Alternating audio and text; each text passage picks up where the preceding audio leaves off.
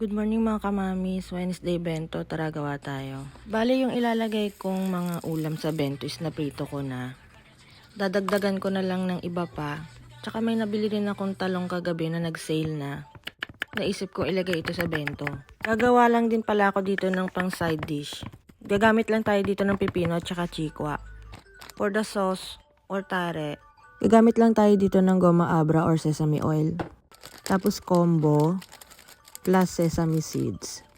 Paghahalo-haloin lang natin to, then ganun lang kabilis. Meron na tayong pang side dish. And para naman sa furikake natin ngayon, kurage yung ilalagay ko. Kung di ako nagkakamali, parang seaweeds yata to eh. Naku, sobrang sarap talaga nito. And hinugasan ko na pala yung lettuce natin dito, pinunasan ko lang ng kitchen pepper. Then ilalagay na natin to sa baonan at mag-start na tayo mag-design dito.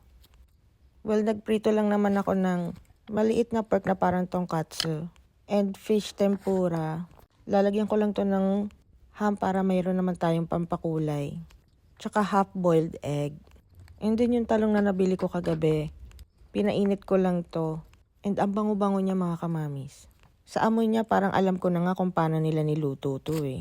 And then ilalagay na rin pala natin dito yung nagawa nating pang side dish na pipino. And yung sauce naman natin dito is mayonnaise lang. Then it's done our bento for the day. Hanggang dito na lang po. Salamat sa panonood. Matane!